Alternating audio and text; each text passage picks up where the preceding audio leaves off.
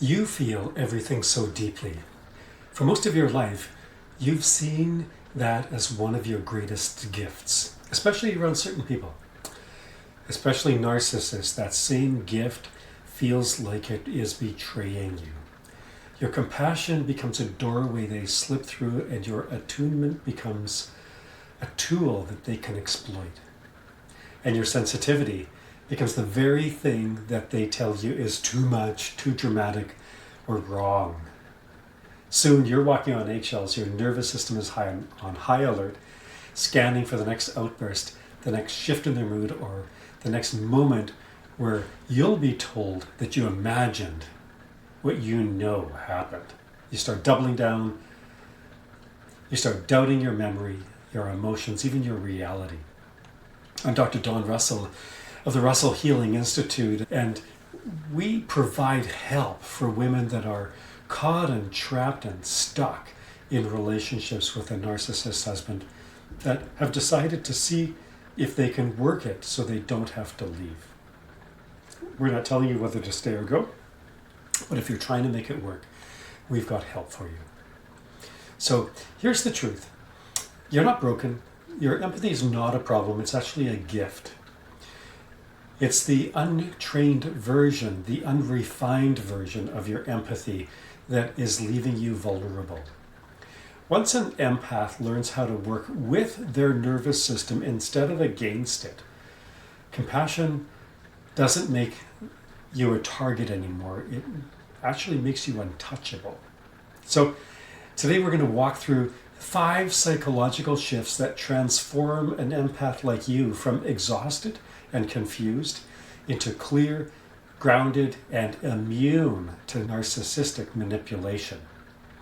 Hey, while you're here, click the subscribe button, click the like button.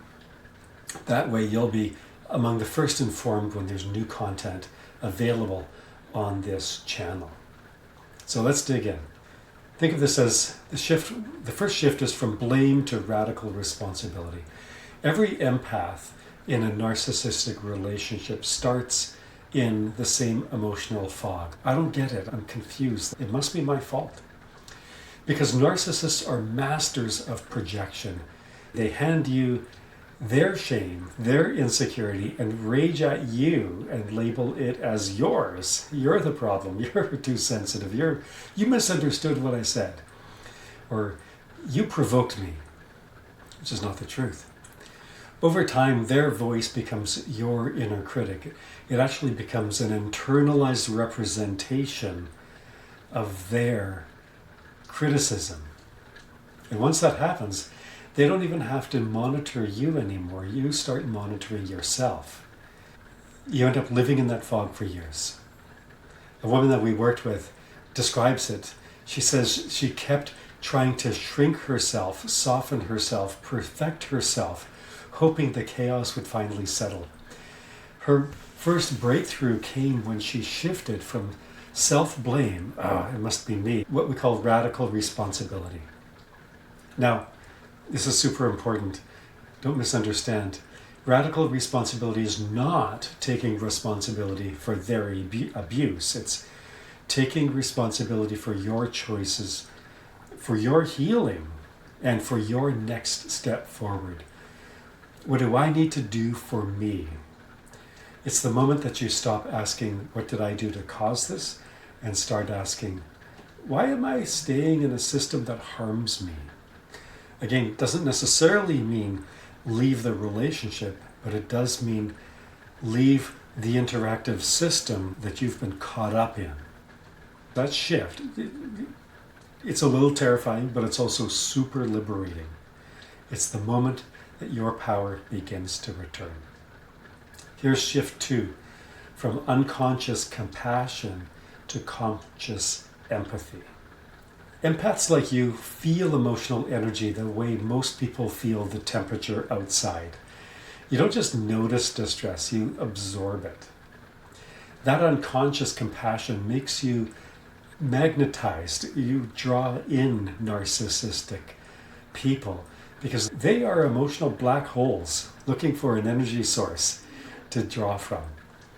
That woman that we worked with carried her husband's narcissistic anxiety and shame and anger in her own body.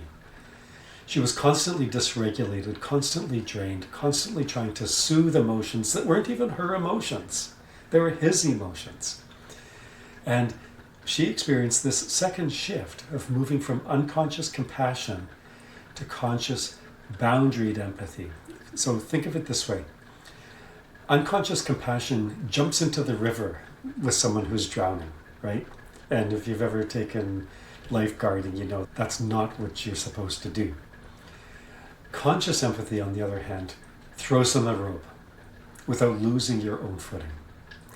This shift rewires your nervous system from fusion, from being fused or bonded with him, to observation. So the way I put it is, now you're, instead of being in the game, you're sitting in the bleachers watching the game, eating your popcorn. You're just observing, you're just witnessing. So instead of your emotions are mine, it becomes your emotions are interesting information about you. You see the difference? Huge difference. You stop carrying their pain as your assignment, your job, your task to fix. You stop confusing empathy with self-sacrifice, and for the first time, you're going to start to feel the relief of emotional separation. Their storm is not my weather. If these shifts are resonating with you, this is starting to make sense and starting to sound attractive. If you're realizing that your nervous system has been co-opted, it's been operating in survival mode for too long, take a moment and pause. There's a link down below to join our free Skool community. It's called Detox Your Marriage. It's totally free, no strings attached. It's filled with women just like you that are high achieving, deeply feeling, but women that are ready to heal, taking advantage of the support, the clarity, and the expert guidance that we offer.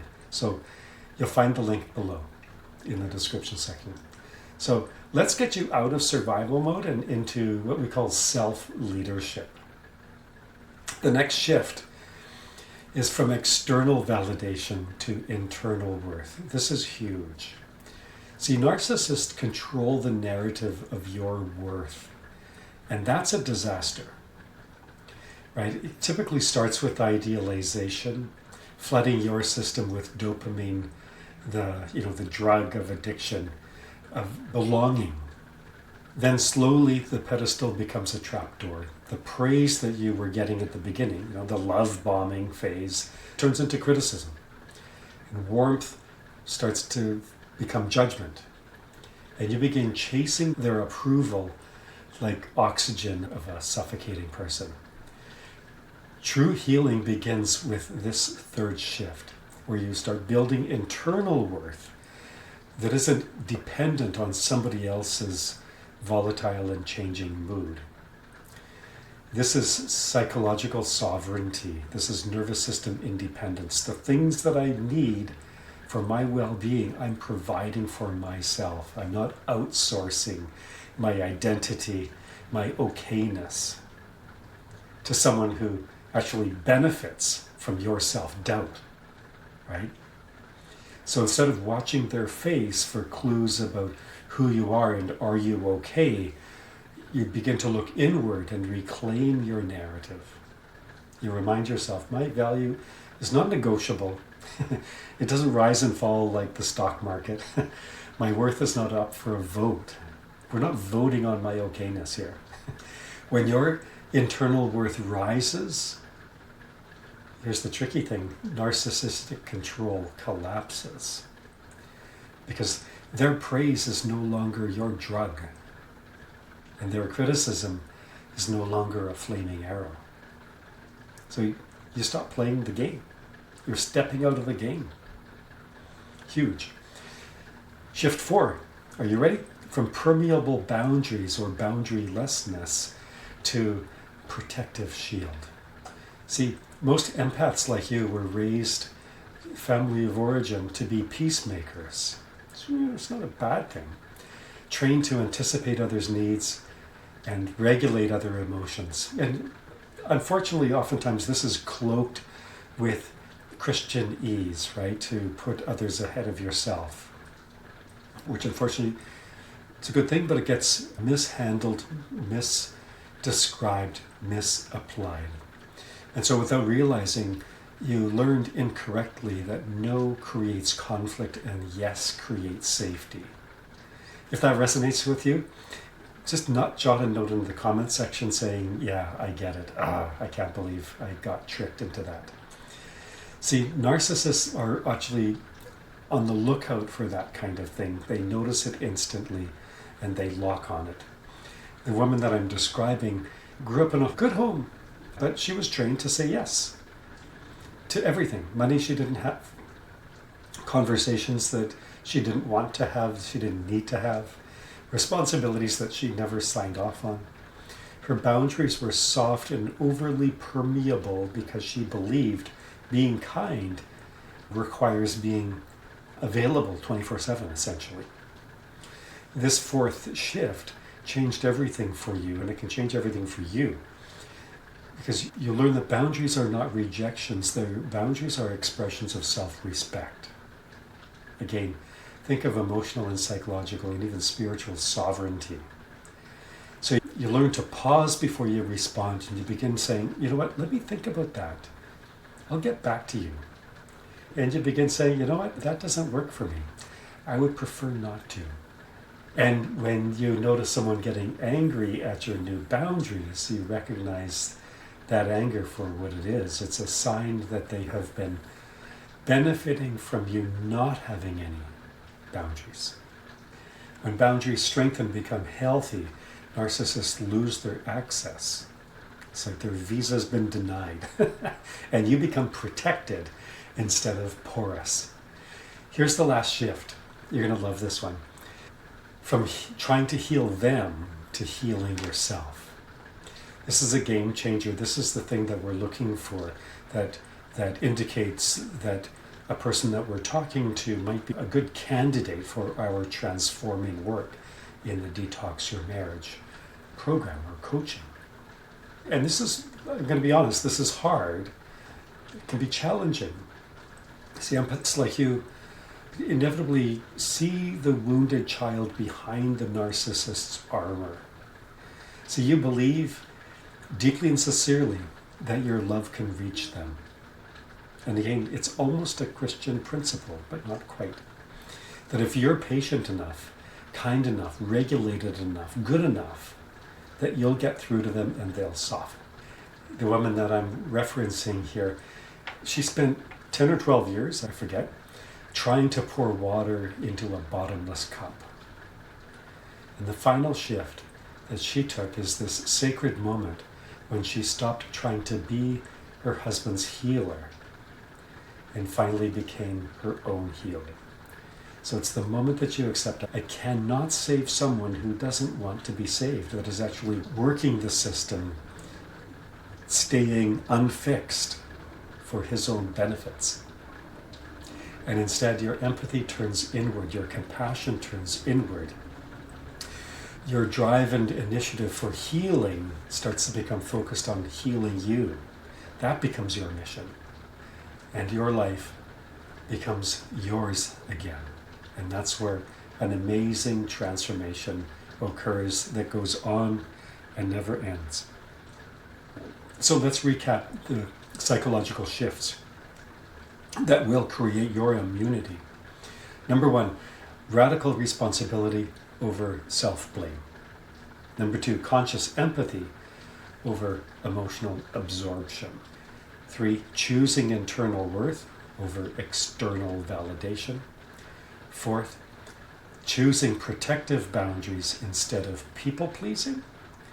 And number 5, healing yourself instead of trying to heal somebody who doesn't want to be healed. These shifts don't make you a hard person, they make you a wise person. They allow your compassion to stay open without becoming a doorway, a free-for-all for harm. Helps your nervous system return to safety and stability and truth. So if you're walking this path and you want community, you want expert guidance, join us inside the Detox Your Marriage Skool community. The link is down below. That's where high achieving women in challenging relationships are flourishing. You don't have to do this alone.